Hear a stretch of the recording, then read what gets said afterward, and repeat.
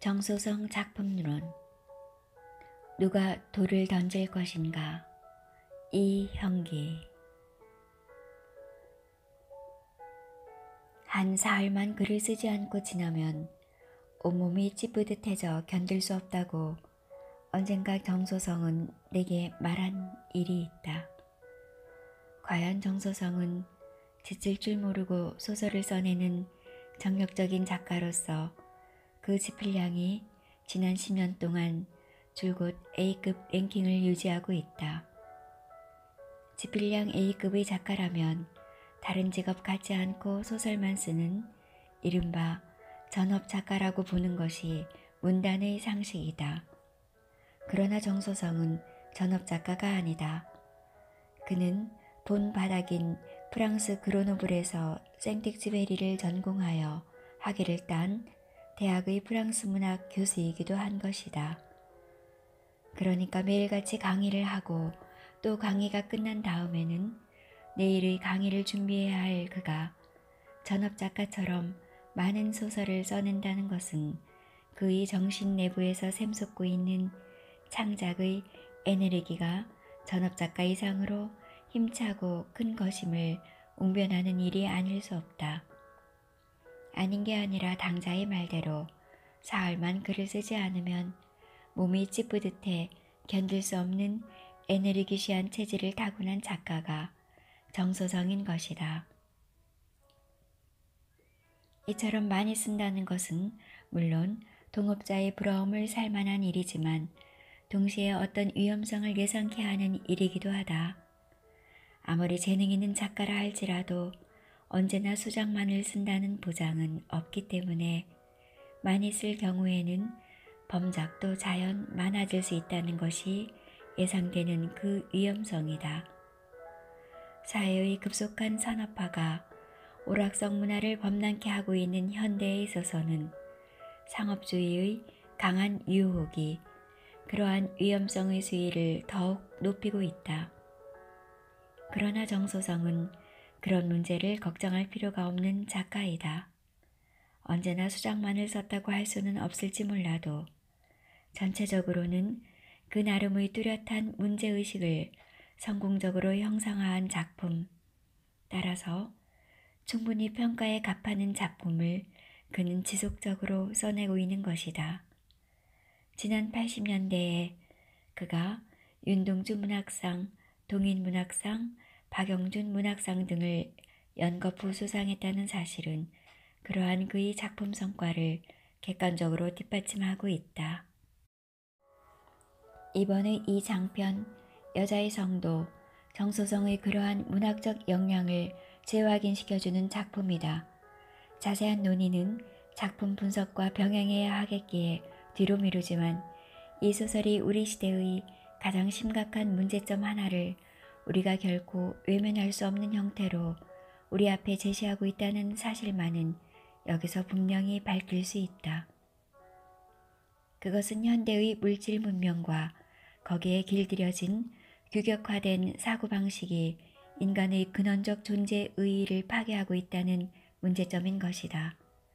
주제하는 바와 같이 현대의 물질 문명은 사람들로 하여금 물질적 풍요를 누리게 하고 있고 그리하여 그 물질적 풍요를 행복의 전부인 양 착각해 하고 있다. 물질적 가치는 객관적으로 그것을 계량하여 수치화할 수 있는 가치이다. 수치는 대상을 규격화시킨다. 그러나 인간은 본질적으로 수치와 규격화될 수 없는 존재, 즉 각자가 누구와도 공유할 수 없는 개별성을 갖는 존재인 것이다. 따라서 인간은 물질적 욕구의 충족을 매우 중요한 행복의 조건으로 추구하면서도 오직 그 조건, 그것만이 자신을 지배하는 상황 속에서는 스스로의 본질이 파괴됨에 따르는 심각한 불행과 비극을 겪게 된다. 그것은 현대의 인간 수혜가 그 뿌리를 이루고 있는 비극의 한 양상이다. 정소성은 이 소설 여자의 성에서 바로 그러한 비극의 주인공이 된 한 중년 여인이 소외된 자신의 인간 회복을 위해 처절하게 몸부림치는 삶을 그려내고 있다. 그러니까 이 소설은 우리가 살고 있는 이 현대의 시대적 병리와 모순에 정면으로 도전하는 날카로운 문제의식의 소산이 아닐 수 없는 것이다. 이 말은 물론 주인공 홍영이의 비극이 그녀 혼자에만 국한되는 것이 아님을 뜻한다. 안일한 일상을 되풀이하는 동안에 마비된 의식은 그것을 자각하기 어렵기는 하지만 실상 그녀는 우리들 모든 현대인의 가슴 속에 숨어있는 자기 자신의 잠재태인 것이다. 그런 뜻에서 이 소설은 독자로 하여금 지금 자기가 어떤 시대적 상황 속에서 어떻게 살고 있는가를 두렵고도 진지한 마음으로 되돌아보게 하는 일종의 충격장치라 할 수 있다. 충격의 강도와 소설의 호소력이 비례한다는 사실은 구태여 두말할 나위가 없는 일이다. 거칠게 요약하면 이 소설의 줄거리는 40대의 유부녀인 대학교수 홍영이가 제자인 복학생 김영길과 사랑에 빠져서 우여곡절을 겪다가 끝내는 두 사람이 함께 비참한 최후를 맞는 이야기라 할 수 있다. 교수와 학생의 연애, 그것도 중년의 여교수와 남학생의 연애는 사회적 규범과 도덕률의 지탄을 면할 수 없는 이른바 불륜의 사랑인 것이다. 따라서 현실적으로도 좀처럼 예를 찾아보기 어려운 그러한 사랑의 그 부정적 측면에 대해서는 홍영이 자신도 물론 인식이 느슨할 리 없다. 더구나 그녀는 교수라는 직업 외에 별로 흠잡을 데 없는 남편과 사랑하는 두 딸을 가정에 두고 있는 아내요 어머니인 것이다. 한데도 불구하고 그녀는 자기가 서클 지도교수를 맡고 있는 학생 김영길을 사랑하게 되었으니 도대체 어찌된 일인가란 의문이 강하게 제기되지 않을 수 없다. 이 경우 얼핏 떠오를 수 있는 대답의 하나는 그녀가 욕정에 눈이 멀어 이성을 잃게 되었다는 사실이다. 김영길이가 선거 유세장에서 테러를 당하고 병원에 입원한 그날 밤, 그녀가 비록 강한 충격을 받았다곤 하더라도 김영길이 아닌 옛 동창생 구경철 변호사와 잠자리를 같이 하게 되는 것은 그러한 추측을 뒷받침하는 근거가 될 수 있다. 그러나 그녀가 욕정 때문에 함부로 몸을 내던지는 여자가 아니라는 사실은 이 소설 도처에서 밝혀지고 있다. 구경철과의 그 하룻밤의 관계도 실은 불장난 같은 김영길과의 감정의 와중에서 단연코 벗어나야 한다는 생각으로 그녀가 저지른 말하자면 고의적 실수였던 것이다. 그렇다면 남편과의 관계가 원만하지 못했던 것인가? 은행 지점장인 그녀의 남편 한정민은 앞에서 말한 대로 별로 흠잡을 데가 없는 인간이다. 소설의 한 대목을 빌면 그녀는 남편을 인격자이고 자상하다, 아내인 자신에게 부족한 남편이라는 소리를 들을 만한 행동은 결코 하지 않는다. 그는 치밀한 성격에 따뜻한 성품을 지니고 있다고 생각하는 것이다. 게다가 남편 한정민은 또 아내의 직장이 지방대학임에 기인하는 불편, 즉 부부가 평소에는 떨어져 살다가 주말에나 한 번씩 만나게 되는 그 불편도 군소리 없이 감수할 만큼 너그럽다. 통념상 모범적이라 할 수 있는 이러한 남편에게 불만을 갖는다면 불만을 갖는 그쪽이 도리어 나무람을 받게 될 것이다. 그러니까 그들 부부의 관계는 일단 원만한 것이라 하지 않을 수 없다. 그러나 실상 홍영이는 그러한 남편에게서 만족감이 아니라 미묘한 거리감을 느낀다. 그가 곁에 있으면 어떤 안정감은 있으되 역동하는 정신 상태의 황홀감이나 어디론가 빨려 들어가는 듯한 영혼의 어떤 경도는 없다는 것이 그 거리감의 내용이다.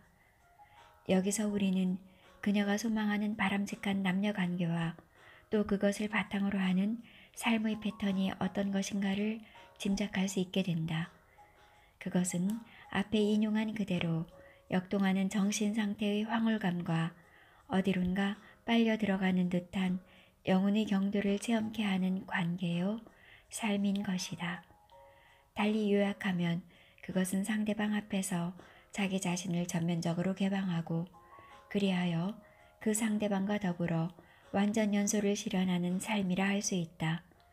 그야말로 여한이 있을 수 없는 행복하고도 충실한 삶인 것이다. 그러므로 모든 인간의 공통된 꿈이라 할 수 있는 그러한 삶은 그러나 모든 인간이 동일한 형태로 공유할 수 있는 일반성을 갖지 않는다. 추상적 표현은 같다고 하더라도 구체적 현실에 있어서는 그 형태와 내용을 결코 같이 할 수 없는 것이 인간의 삶이요 행복인 것이다. 이러한 현상은 두말할 것도 없이 인간의 개별성에 뿌리를 두고 있다. 그리고 홍영이가 소망하는 전면 개방과 완전 연소의 삶도 바로 그 인간의 개별성을 필수적인 대전제로 하고 있는 것이다. 그녀가 남편에 대해 영혼의 경도가 없다고 하는 것도 그러한 전제의 시사라 할 수 있다. 왜냐하면 영혼의 경도란 오직 그 영혼의 소유자만이 독점적으로 누릴 수 있는 내밀하고 특수한 개인적 체험이기 때문이다. 따라서 영혼의 경도를 말할 때는 필연적으로 거기에 그것을 독점적으로 체험하는 인간의 개별성을 존중하는 의식이 수반되지 않을 수 없는 것이다. 이처럼 개별성을 존중하는 시각에서 파악된 인간은 근원적으로 고독한 존재라고 규정될 수 있다. 실제로 인간은 자신의 삶에 대한 모든 책임을 궁극적으로는 자기가 혼자 질 수밖에 없는 고독한 존재인 것이다. 게다가 인간은 언젠가 반드시 한 줌 흙으로 돌아가게 되어 있는 유한한 존재이기도 하다. 따라서 인간의 의식의 심층부에는 그 유한성과 고독감이 자아내는 슬픔이 깃들어 있게 된다. 홍영이가 어느 날 아침 자기 아파트에서 혼자 슬픈 멜로디의 음악을 듣고 슬픈 감정은 곧바로 인간의 본질과 직결되어 있다. 인간 존재는 존재 그 자체가 슬픔이다. 그것은 이유 없이 이 땅덩이 위에 내던져 있고 일정 기간 그렇게 내던져진 상태로 존재하다가 결국 무로 돌아가기 때문이다라는 상념에 잠기는 것도 그 때문인 것이다. 그러나 인간은 슬픔과 고독을 그냥 감수하지는 못한다. 가능하면 그로부터 벗어나려는 본능적 욕구가 그의 가슴 밑바닥에는 함께 도사리고 있는 것이다. 그 욕구는 그리움을 낳는다.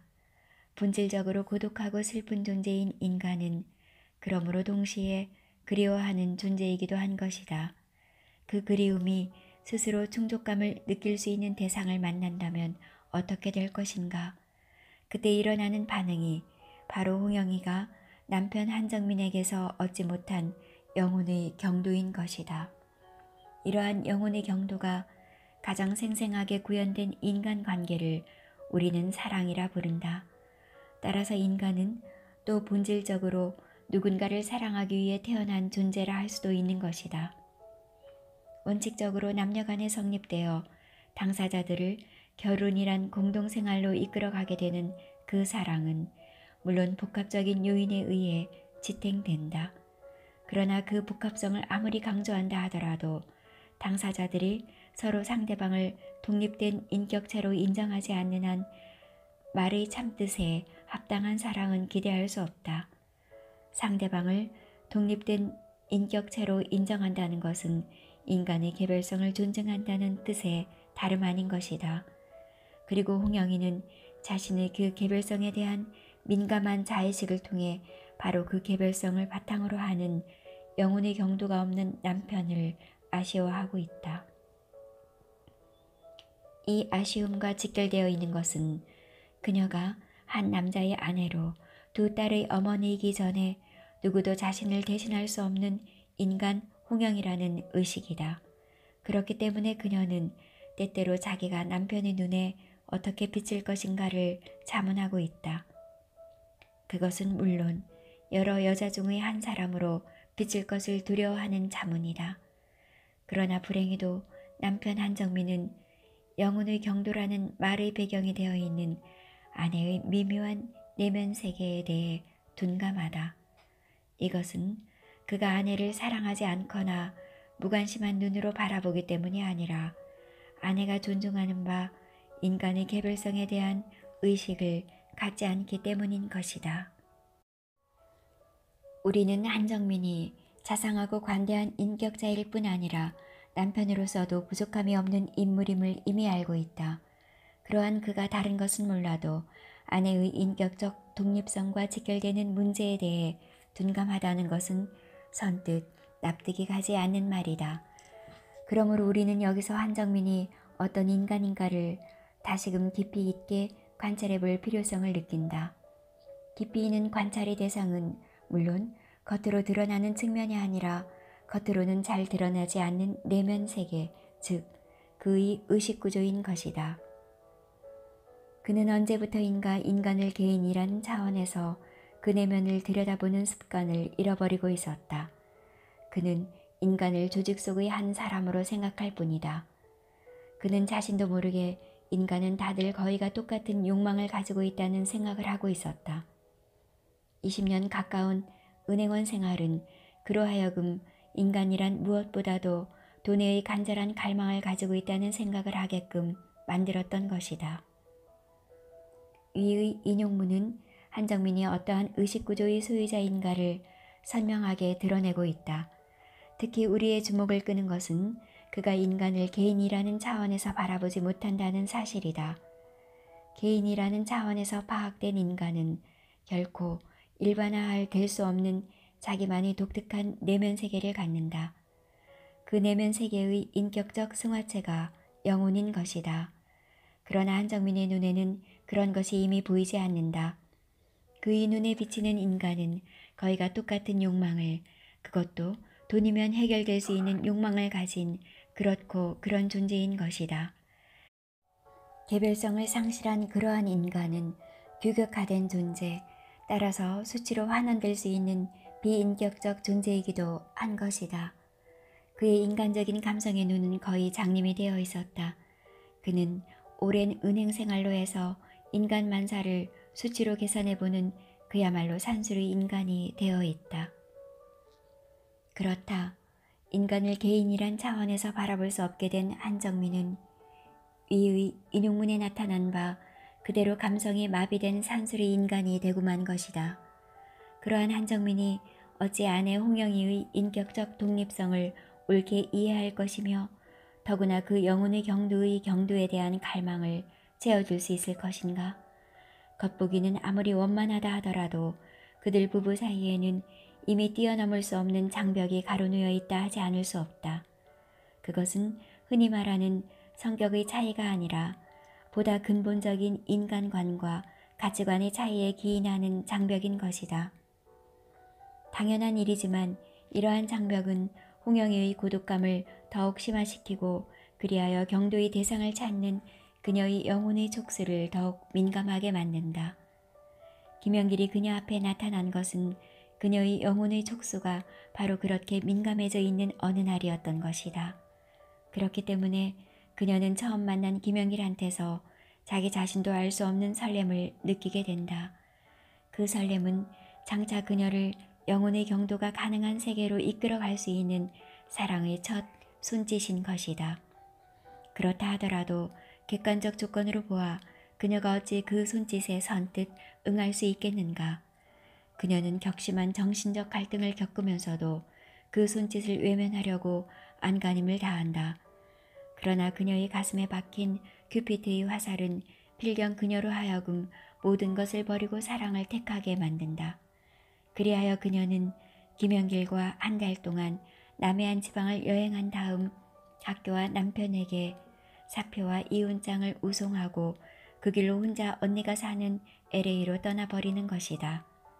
그녀의 이 미국행은 물론 모든 것을 버리고 그를 택했던 김연길까지도 이제는 잊고 새로운 삶을 개척하기 위한 것이 아닐 수 없다. 그리고 상당한 우여곡절 끝에 그녀는 미국에서 어느 정도의 안정을 얻게 된다. 그러나 어느 날 정신 이상자가 된 김연길의 전화를 받고 충격에 휩쓸린 그녀는 다시 한국으로 돌아온다. 한국에서 그녀가 백방으로 수소문하여 찾아낸 김연길은 지리산 굴짜기의 기도원에 유폐되어 있는 완전한 폐인이다. 김연길의 그 정신 이상은 그에게 있어서도 역시 영혼의 경도를 느끼게 하는 대상이었던 그녀 홍영희를 잃었기 때문에 입게 된 치명상인 것이다. 그리고 홍영희는 그 사실을 너무나도 잘 알고 있다. 모처럼 얻은 안정을 버리고 그녀가 미국에서 황급히 귀국한 까닭도 바로 거기 있는 것이다. 그러기에 그녀는 김연기를 감옥 같은 기도원에서 빼내어 혼자 간호하다 그가 죽자 자기도 자살하고 마는 것이다. 기실 자살은 그녀가 김연기를 기도원에서 데리고 나올 때 미리 예정했던 일이라 할 수 있다. 왜냐하면 그녀는 자신이 아무리 정성을 다해 간호해도 김연길은 소생할 가망이 없다는 것을 이미 알고 있었기 때문이다. 그러므로 그녀의 자살은 사랑을 위한 순사였다고 말할 수 있다. 이 순사를 통해 우리가 감동적으로 확인할 수 있는 것은 그녀의 사랑이 그만큼 순수했다는 사실이다. 사랑을 위한 순사는 물론 완전한 자유의사의 소산이다. 그리고 그 자유의사는 순사하는 당자의 인격적 독립성이 확립되어 있을 경우에만 참다운 의미를 갖게 된다.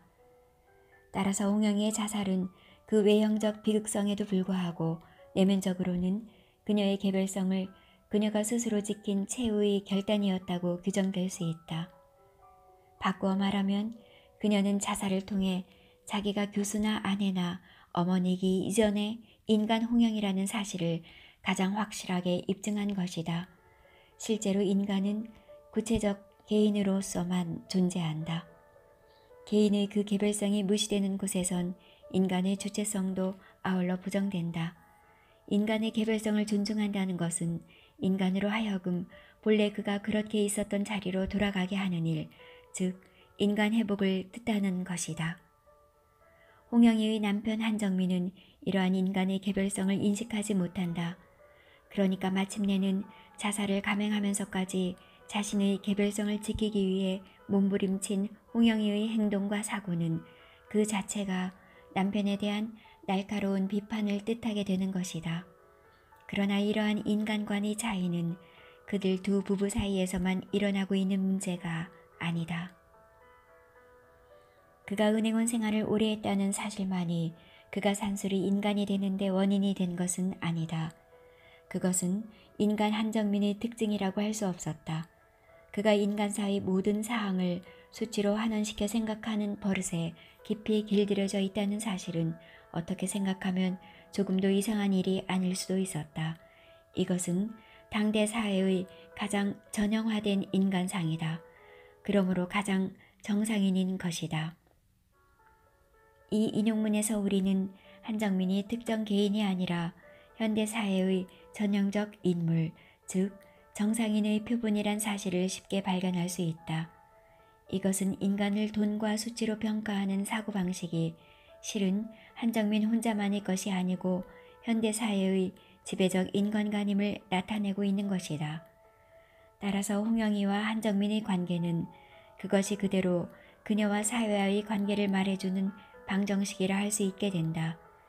그리고 여기서 그녀 홍영희의 사고와 행동은 단순히 개인적 차원의 문제로만 그칠 수 없는 사회적 의미, 그것도 현대사회의 가장 심각한 모순과 병리에 도전하는 중대한 의미를 획득하게 되는 것이다. 인간이 돈과 수치로 평가되는 사회에 있어서는 돈과 수치로 환원될 수 없는 인간의 개별성은 물론 관심의 대상이 될 수 없다. 그리하여 그런 사회에 있어서는 모두가 그렇고 그런 규격화된 인간들만 양산되고 또 그들이 정상인으로 행세하게 되는 것이다. 그러나 그러한 인간의 규격화는 개별성에 의해서만 자신의 주체성을 확보할 수 있는 인간 존재의 그 본질을 파괴하게 된다. 규격화된 인간이란 주체성을 상실한 소외 인간인 것이다. 그리고 그렇게 본질을 파괴당한 소외 인간이 양산되는 사회는 모순에 찬 병든 사회가 아닐 수 없는 것이다. 그 모순과 병리를 극복하기 위해서는 인간이 자신의 규격화를 거부하는 기본 요소인 개별성을 다시 제 것으로 만들지 않으면 안 된다. 그것이 곧 인간 회복이다. 그리고 자신의 개별성을 지키려는 의식이 바탕에 깔려 비롯되고 있는 홍영의 모든 행동과 사고는 그녀 자신의 자각 여하를 막론하고 궁극적으로는 바로 그 인간의 복을 지향하는 것이 아닐 수 없는 것이다. 교수요, 아내요, 어머니이기 전에 나는 인간 홍영이다라는 의식이 없었던들 그녀가 어찌 자신의 전부를 내던지고 학생 김영기를 사랑할 수 있었겠는가. 물론 그녀의 사랑은 자살이란 비극으로 종지부를 찍게 된다. 현실적 차원에서 본다면 이것은 그녀의 비참한 패배라 할 수도 있는 일이다. 그러나 우리는 그녀가 그 자살을 통해 끝까지 자신의 개별성과 또 그 개별성의 절정적 표현인 사랑의 순수성을 지켰다는 사실을 기억할 필요가 있다.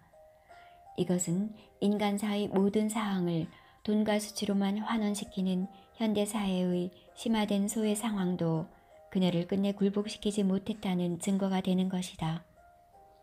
그러므로 우리는 이 소설, 여자의 성을 이색적인 연애소설로만 읽지 않도록 경계하지 않으면 안 된다. 40대 여교수와 학생의 사랑은 분명 이색적이고 또 그 사랑의 전개 양상은 다분히 반도덕적이라 할 수 있는 것이지만 그것을 작품화한 작가 정서성의 문제의식은 그러한 사랑의 배경이 되고 있는 인간의 본질과 사회의 병리를 날카롭게 조명하여 독자로 하여금 새로운 개안을 얻게 하고 있는 것이다. 그렇게 조명된 문제는 필경 현대사회의 인간 수혜로 귀결된다.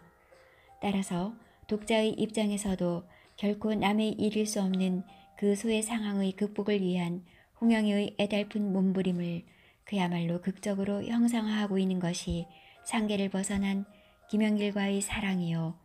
그 비극적인 종말인 것이다. 규격화된 인간이 아니라면 누가 그녀에게 함부로 돌을 던질 것인가.